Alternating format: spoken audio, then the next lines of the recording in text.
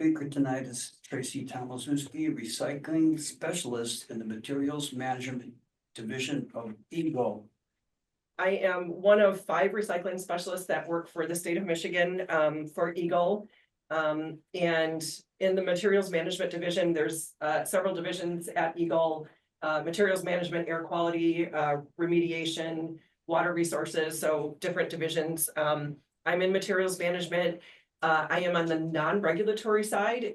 We do have non-regulatory units in Eagle. I think there's, at least in materials management, there's 1 section, 2 units, and I'm in one of those. So I like to tell people that, especially when we go out into the field, because usually when we're out in the field and we're like, oh, we're from Eagle, people are like, yep, nope, don't want any of that with us. So so that's who I am. And I'm going to tell you a little bit about what is happening in materials management in Michigan.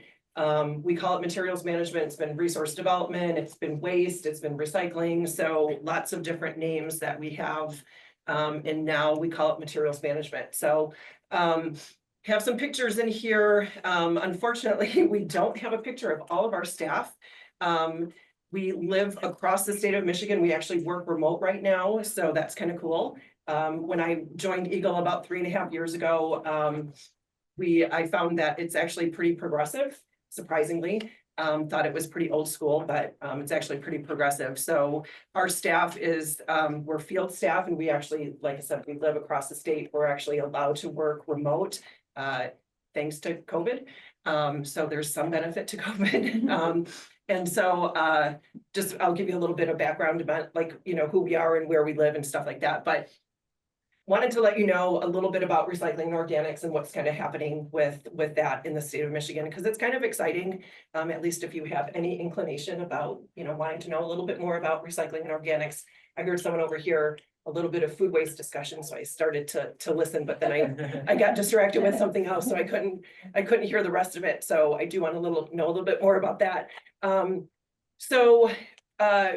Michigan actually has a long history of environmental protection in the state of Michigan, dating back to, we'll just call it back to, in my day, the bottle bill. How many of you obviously know about the bottle bill, right? How many of you know the reason that the bottle bill was introduced? Anyone?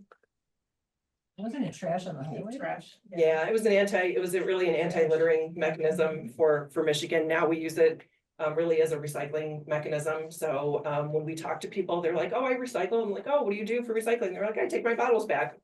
All right, well, there's more to recycling than just your bottle deposit, but that's one way to start it, but we're all for that. So there's been, across the last several years, there's been legislation introduced to repeal and expand the bottle bill. So that's all I'm going to say on that. So if you want more information on that or opinions about that, we can speak offline about what we think about that. Dating back to 1995, we have a yard waste ban, which means that you are not allowed to put yard waste, grass clippings, leaves, things like that in the landfill, which is actually a really good law that we have in place. There's higher and better uses for yard waste than in the landfill, and that's to generate compost. So we're pretty proud of that.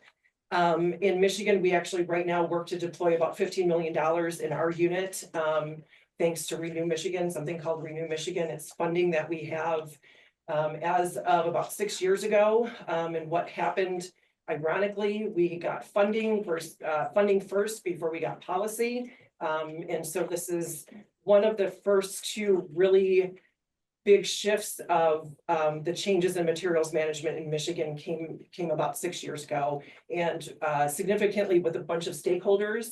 And ironically, if you want to say ironically, I don't know, under the administration with Governor Snyder. So I want to just kind of bring that to light, because the start to the changes in materials management came under the previous administration.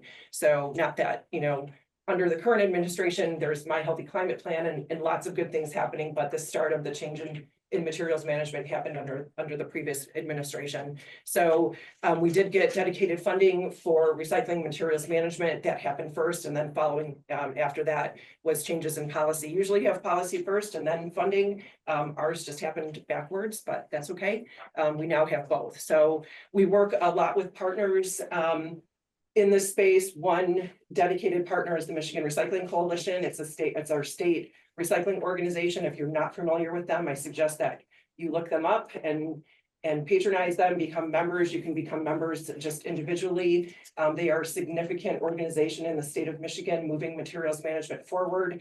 They helped significantly with our funding mechanism. They've helped significantly with our policies, and they are working very diligently on something called extended producer responsibility, which will help significantly if we can get that passed with additional funding mechanisms that are coming from manufacturing operations. So that's lots of big things that are industry related, but just wanted to mention that. So Turn this a little bit, so we see, oh, that's not. yeah. Okay.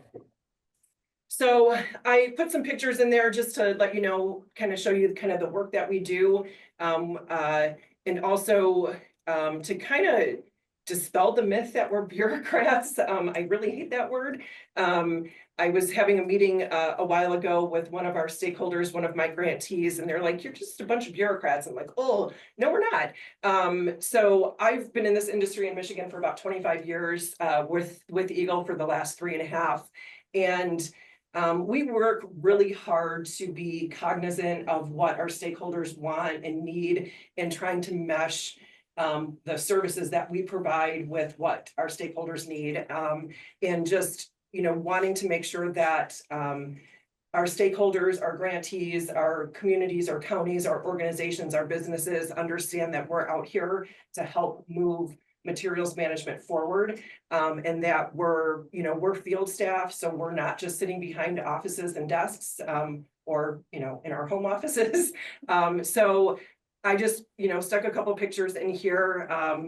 I'm in some of these because that's usually what's on my phone, but we do things like technical assistance programs. The middle picture up here is a picture of me and one of my colleagues. We were up in the UP at UP Paper. We were filming a part of a educational video about end markets.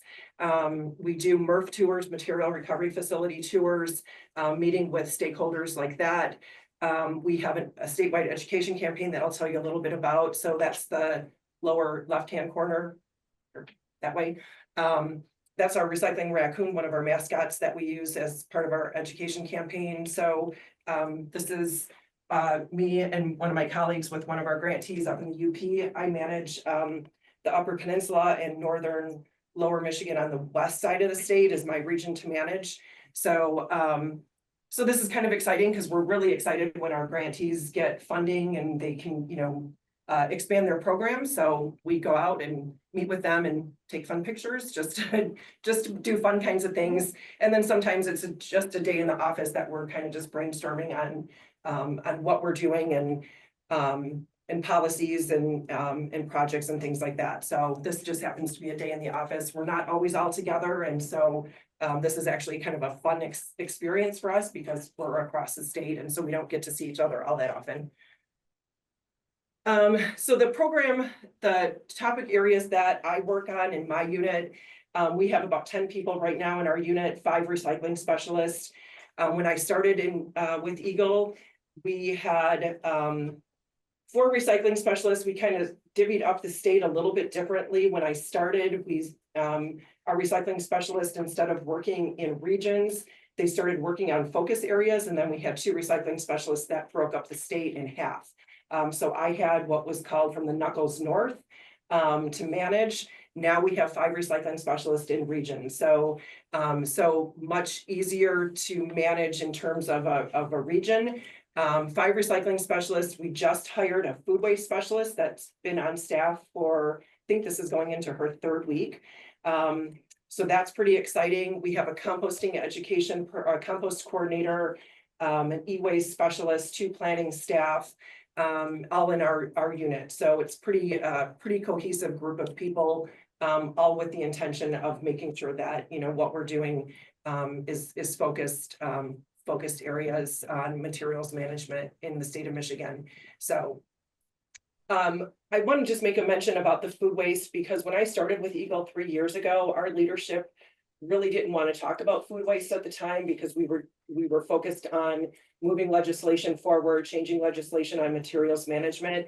But within a 3.5 year period of time, we have a dedicated food waste specialist that is really focused on food recovery. We have a dedicated organics grant, and we now have a food waste diversion goal from landfill. So within 3.5 years, which for state government is really kind of the speed of light.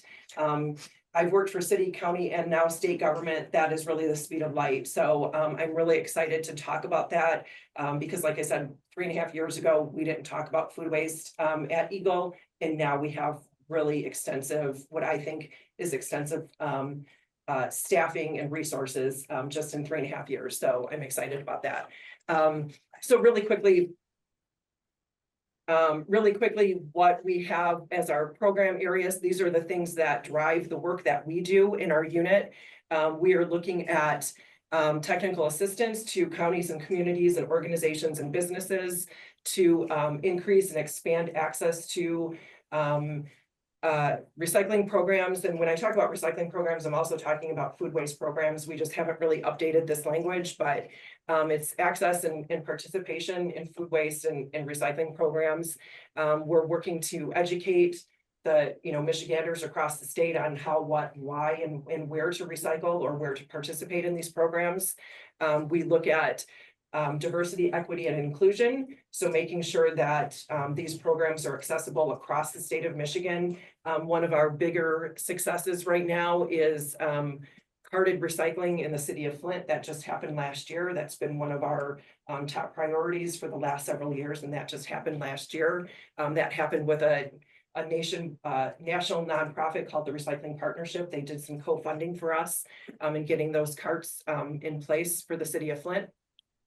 We work on making sure that the recycling that happens, that people are putting in their carts or at the drop-off site is of high enough quality, because we understand that the quality of the recyclables that you put out at your curb or at a drop-off site, that quality of that material has to be high enough to make sure that when it goes to a facility to get processed, that the quality, equals the value of that material, right? So, when it's high enough quality, there's value to it, and then that turns into better end products, because that material is then made into new products. We work at growing markets for your recyclable materials. So the stuff that you put in your curbside bins at drop-off sites and so forth, that there are markets for that material, meaning that there are people that want that, companies that want that material to make it back into new products. And we work very diligently to attract markets here in Michigan. There are markets here in Michigan that want those materials. Places like Clean Tech and Dundee that use #1 and #2 plastic. There's Edge Materials in Standish that take bulky rigid plastic. They make it into new materials. So UP Paper that takes cardboard. So there are materials or end markets in Michigan that actually use your recyclables right here and make new products. So that's part of the things that that we work on. We use data a ton. So that really drives a lot of our decisions in the work that we do. So updates to Part 115. I talked about the funding. Now, I mentioned about the battle bill. I mentioned about yard waste. Updates to Part 115. Part 115 is our solid waste laws, and what has happened in December of 2022, our updates to Part 115 finally passed. And this is exciting because it really changes the landscape of what happens with materials management in Michigan. We no longer are focused on the capacity of landfills and how much capacity we have to bury our garbage. We are now focused on diversion of waste from landfill. One of the significant parts too, there's a bunch of different things that happen in Part 115, but as far as what's happening on our side of Eagle and our side of the division is that We are now calling for something called materials management plans. Previously, counties had to do something called solid waste plans. And that basically was just identifying enough landfill capacity for about 20 to 25 years for the waste that they generated in their counties. Now we are asking counties or groups of counties, depending on if they want to plan together, they can do that. We're asking for something called materials management plans. And this is a shift in thinking. So it no longer is about identifying landfill capacity. It is about identifying what you want to do with your materials that you generate. It's looking at a higher and better use for our waste materials. And so we're asking counties to look at where your materials are going for recycling, where your materials are going for food waste, what you're doing with household hazardous waste, things like that.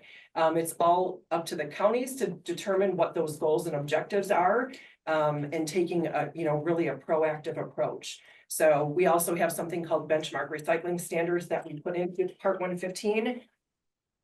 And benchmark recycling standards are just asking communities and counties to have a base level access standard for recycling programs. And there's years that they have to meet those depending on the population of either a community or a county. So that's pretty exciting. Why is this important? It's important because what we look at in terms of our material that we generate and, the waste material that we generate, we don't look at it in our industry as waste material. We look at it as a resource. And so, that resource then becomes a feedstock for new material and new products.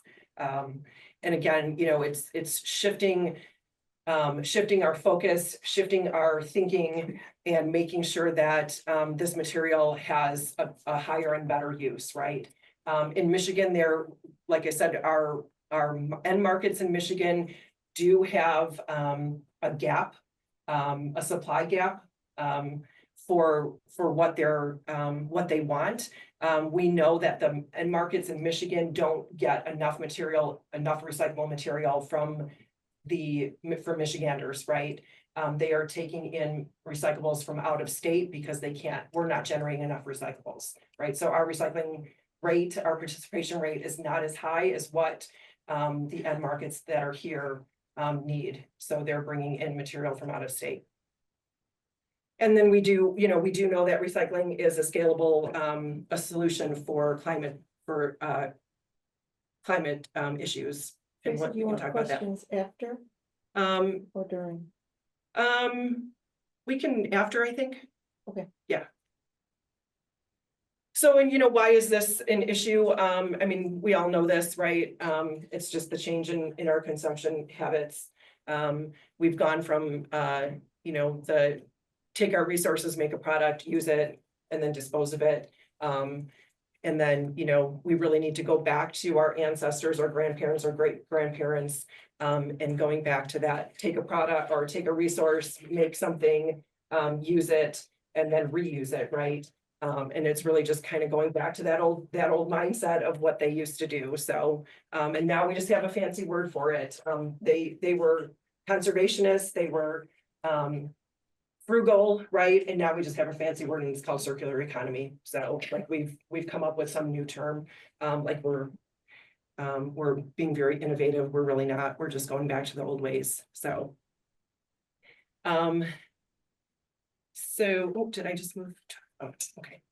So just a little bit about what we generate in Michigan. Right now, we generate about 8.2 million tons of garbage in Michigan every year. And about 84% of that is recoverable. And when we talk about recoverable, we talk about different ways that it can be recovered in terms of what can go to a MRF, a material recovery facility. That's kind of that common suite of recyclables, that paper, plastic, metal, glass kind of material. And then that makes up about 30% of our waste stream. 16% or 15% is other recyclables. Those are materials like mattresses, e-waste, household hazardous waste. Those are things that we can recycle or have a disposal outlet for. But those have to go to a kind of like a special collection. So you're not going to put those in your curbside bin or at a normal drop-off site, but those are special kind of collection items that have an end use for, but we just need kind of like a comprehensive drop-off site for that. And then we have about 38 to 40% of our waste stream is organics or compostable materials, yard waste, wood, food waste, things like that.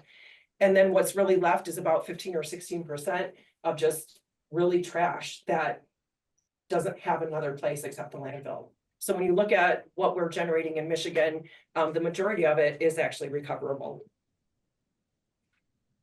So what are our goals based on what we know that's in our waste stream? The state of Michigan has a 45% recycling rate goal by beyond 2030.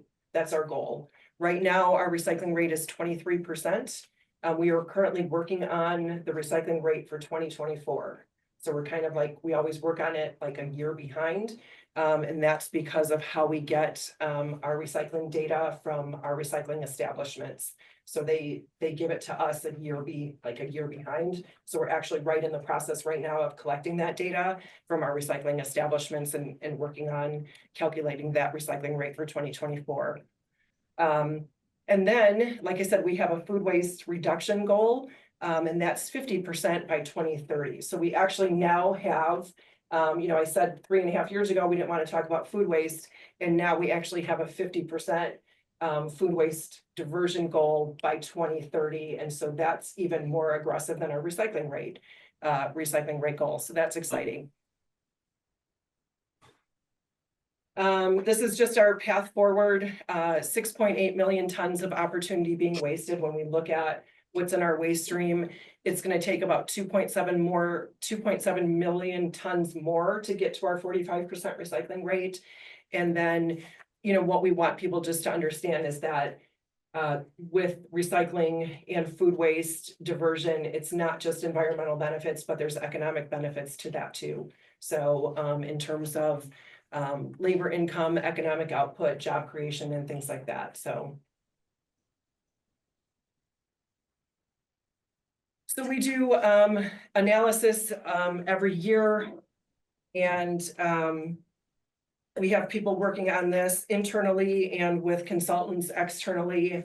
We have something called a gap analysis, is why we have, what are our system gaps and how, what do we need to do either internally just as Eagle or with our partners to get to these recycling rates and to these food waste diversion rates, and to make sure that our Michiganders, residents, businesses, organizations have access, right? And so how do we move this materials management system forward? So we know that we have gaps in our system, and what are those gaps? We know we have collection gaps. We know that in places within Michigan, particularly I work a lot in the rural regions, northern lower Michigan, especially, and then up in the UP. We know that we have issues with haulers. We know that we don't have enough haulers working, right? We have issues where we have one hauler and not enough competition. So we have issues like that.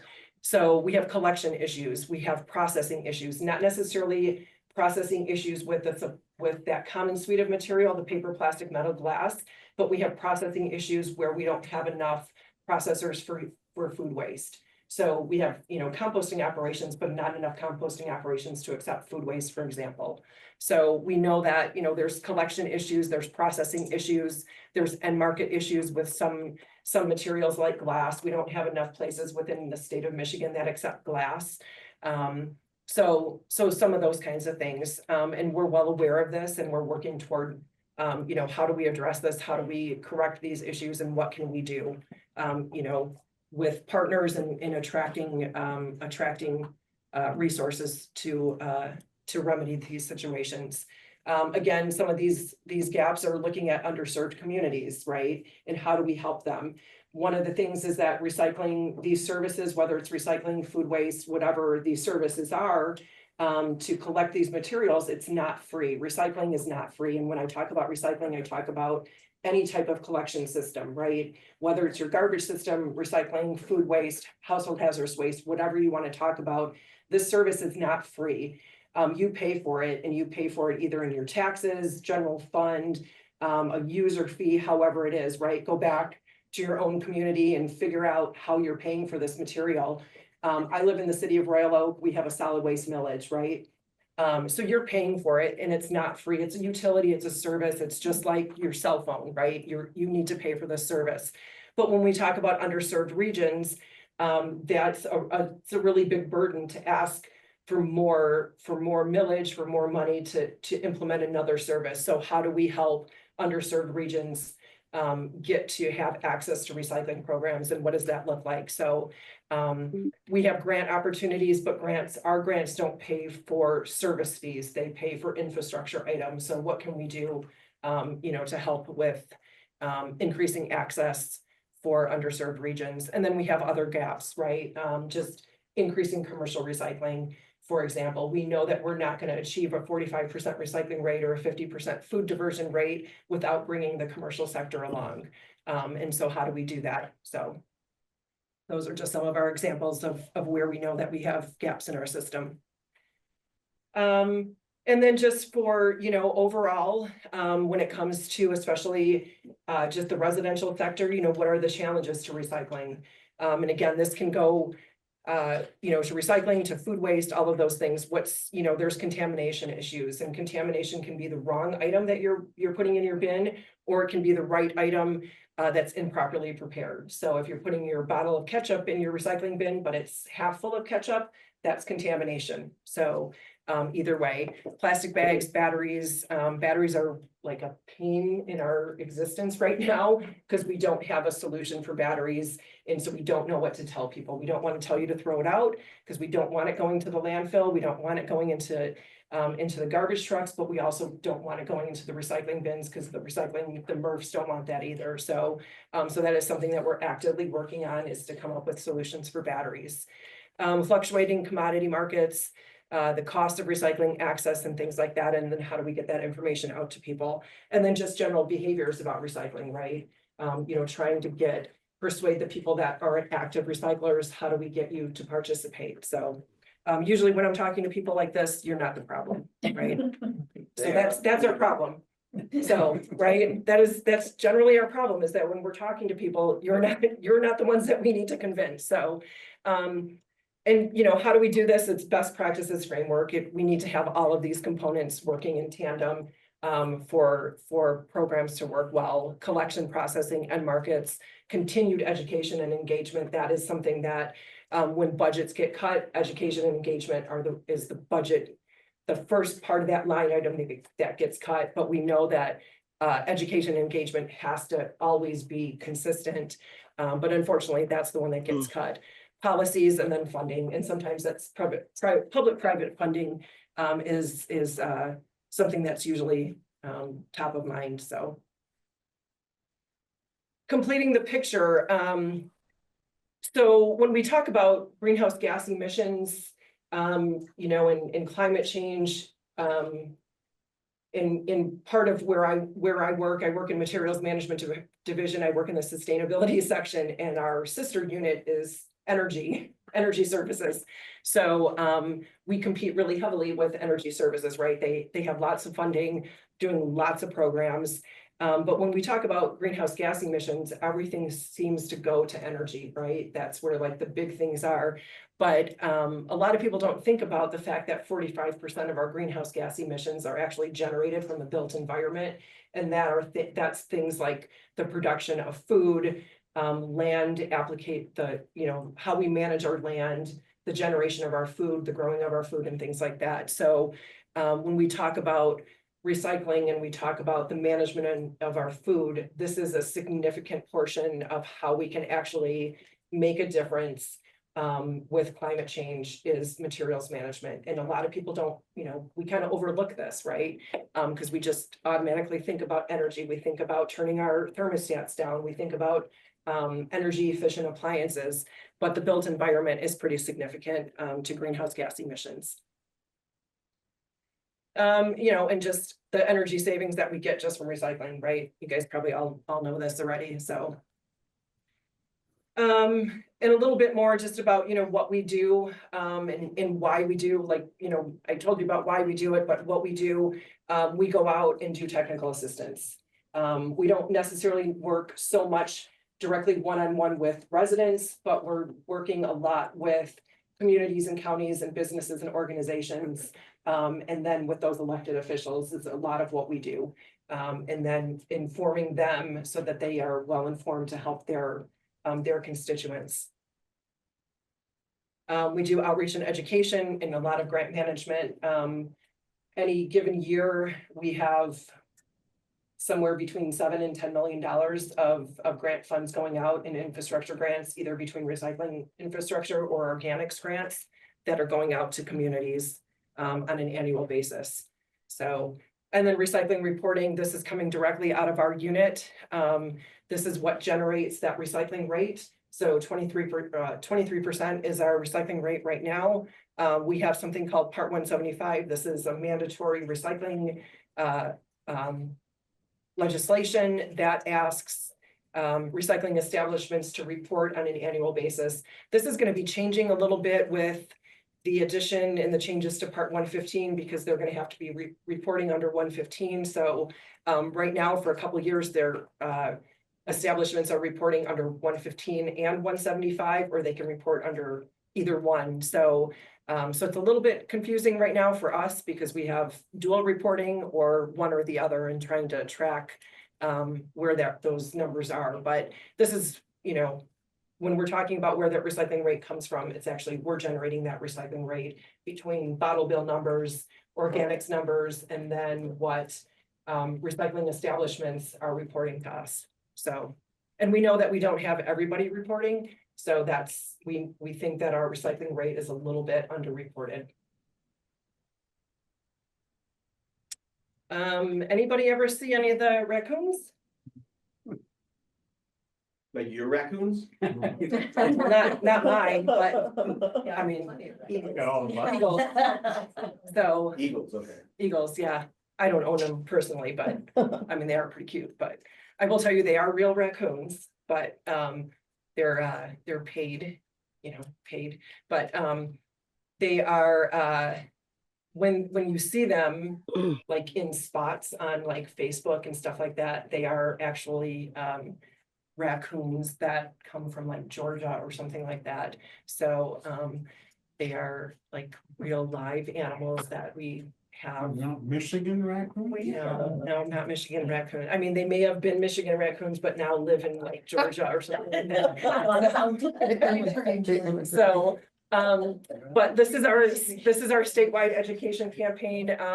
We actually have a marketing firm, excuse me, that does on an annual basis I cannot say it, significant sampling. I can never say the word statistically significant. There you go. What am I trying to say now? Now I lost my train of thought.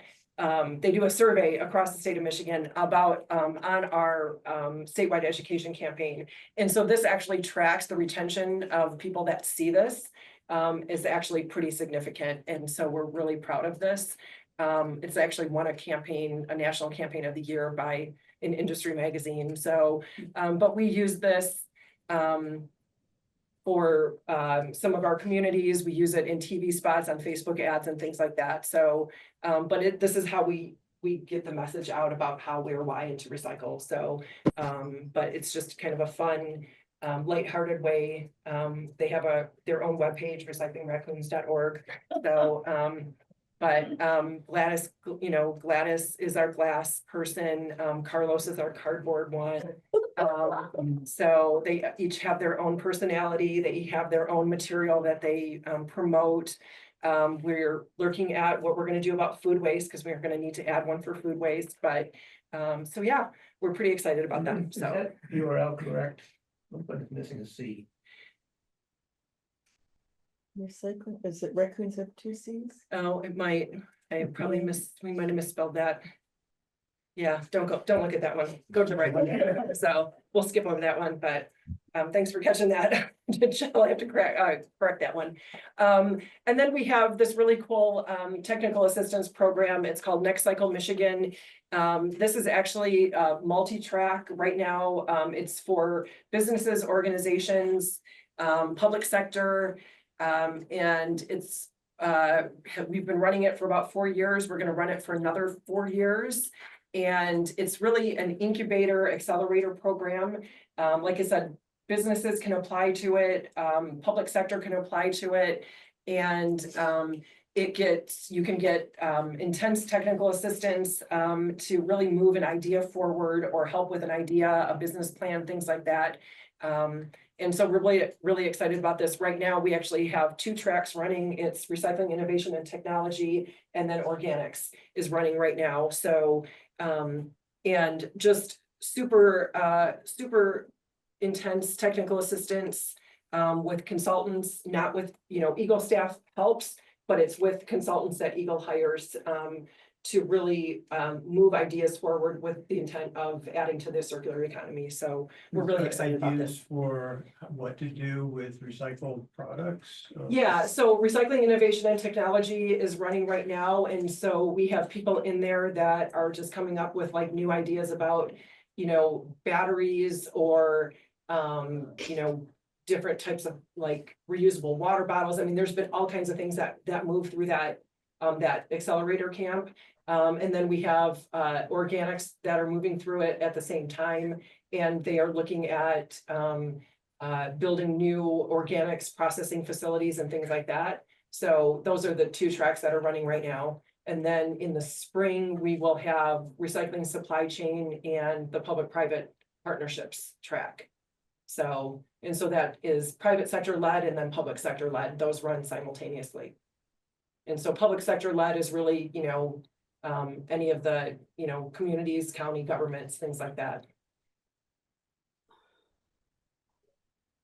And so what this happens is they get data and mentoring services, they get consulting services. There's not necessarily funding that comes with this, but they can pitch at the end of this 6 months of technical assistance and potentially get funders. Lots of opportunity for just, like I said, technical assistance and help and data, business plan development, things like that. So, and then the potential for funding. So. We do work on end markets, and I'm trying to wrap up here. We do have a recycling market development specialist. That part of his job is really just to attract end markets and work with end markets, making sure that they're located here in Michigan or in the Midwest, so that our material is staying local. And then for us, what does success look like for us at Eagle? It's positive impacts to communities, increasing access, filling those gaps that we talked about, attracting investment and talent here in Michigan, increasing access to infrastructure items and those end markets. And by infrastructure, I mean, whether it's carded programs, carded recycling programs, new drop-off sites, comprehensive drop-off sites, things like that. And by comprehensive drop-off sites, I mean drop-off sites that will take mattresses and HHW and e-waste and things like that. So it's not just that traditional little drop-off site where it's your, paper, plastic, metal, glass. And then really just a really big growing circular economy in Michigan. We don't have a great recycling rate, 23% isn't great. The national average is somewhere like 36%. But Michigan is really a leader when we go and travel to other states for conferences or to do presentations and things like that. Michigan is looked at as a leader because of the efforts that we have put into what we're doing, because we have dedicated funding with Renew Michigan, because we have changed our solid waste laws, because we have something like NextCycle, this technical assistance, accelerator incubator program, because we have, grant programs, because we have, we work with partnerships with like Closed Loop Fund, which is private investing, equity investing, and we have the oh my gosh, the TRP, recycling partnership that does co-funding with us. So we have built this infrastructure base that really has let us raise up Michigan in terms of funding policy and technical assistance that we have now. You create this base so that with technical assistance, funding, policy, that really has put us on a trajectory to increase our participation in access, right? And so you have to do those things before you can get the participation and the success, right? And so we've done that. And then just, what are the solutions for us, right? As individual people, I mean, we talk about businesses and all those kinds of things in communities and counties, but what does that look like for us as an individual person? And so it is going back to that, just that basic, that reduce, reuse, recycle, and remembering that it is reduce, reuse, recycle. Recycle is the last choice. But then there's the repair and all those other R's that we think of. It's personal choices, just remembering, single use. I know we're inundated with those kinds of things, but just trying to make those different choices as much as possible. Picking up litter, making sure that you're disposing of your stuff properly. I love to remind people that, recycle where you live, work, and play.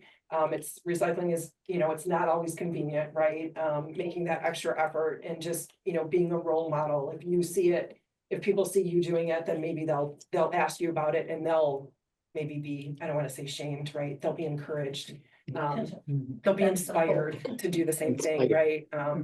I used to take, I'm not used to, I still do, but I take a reusable container into a restaurant with me. And I remember like taking one in one time and someone's like, what are you doing? And I'm like, well, bringing my reusable container to take my leftovers in. And like someone was just like, my God, that's genius. I'm like, not really genius. Like it's just a thought, like it's just a thing, right? And so, but like you never know what other people don't think about, right? So it's just those kinds of things. Purchase products made from post-consumer recycled content. This is where we close that loop, right? This is that circular economy. It's fine to recycle, it's great to recycle, but if you're not buying the products that are made from those recycled content materials, then that's where we're falling short. So, as consumers, we need to make sure that we're choosing those products. Some of those products are automatically made for us, right? Cereal boxes are made from 100% post-consumer recycled paperboard, but other products we need to be making those choices to inspire closing that loop. And then just understanding that not everything is recyclable. Just because you choose to use a straw doesn't mean that the material recovery facility wants that straw, right? So again, just remember that. So I love this picture. I've been using this for years and years and years, and I don't want to get rid of it. Stop wishful recycling. Again, just because you use it doesn't mean we're going to have to recycle it. So, and I don't know if you've ever seen an inside of a material recovery facility. I have a couple pictures, but this stuff does really happen. We get questions all the time, like, does my recycling actually get recycled? It really does. We have, I don't know, 10 MRFs in Michigan. I don't know if that's even the right number. We have a lot. Southfield, we're going to have another one in Detroit by WM, Emmett County, Marquette, Delta County. Pontiac has a brand new one as of a couple of years ago. If you don't believe me, call one of these places up. They are happy to have you walk through these places. If you've never been in a material recovery facility, go take a tour, go to a compost site, see how this stuff happens. Troy has one, Sacra has one, Rossock has one. They're fascinating places to go to. I think they're fascinating, but I'm a garbage nerd, and so like I love this kind of stuff. I've worked in one of these, giving tours for years. These are bales. I think these are beautiful. We take pictures in front of these all the time. Like, so, but yeah, like take tours of these places. These people are happy to have you. This is now how we break up our state. Still not our entire team, but I think we have our entire team, like between all of these pictures, and that's it. So. Thank you. More than you ever Jane, they hear. have some questions. Oh, my only question is, So I work for a company and we use something that I think should be recyclable. And I've not been able to find anybody who will recycle it, Okay, take it. And would there be someone in your yeah, scope what, that could help it? so we have something called the Materials Marketplace, Michigan Materials Marketplace. Mhm.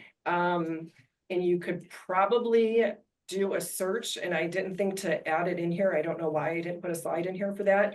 But if you do a search for Michigan Materials Marketplace, you probably will be able to find it. No? Couldn't, No. a couple years ago I tried. Okay. Yeah. So, we have resurrected that, and if you remind me, I'll send you the link to it. Okay, Because we have a new host for it. It's by a company called Reaply. okay, But, and that is really for kind of those weird Yeah. business-like things that people don't know how to get rid of, or they think they have value and stuff like that. Yeah. Yeah. okay. So we do have something like that. Henry Yanez has got his hand up. Oh, So does Lillian. My question is, what percent of greenhouse gas emissions from landfills is related to food waste? And how is that measured? oh gosh, that's a good question. I've seen some of yeah. the sort of total statistics, but for Michigan would be helpful. You know what? I don't know that I know that number.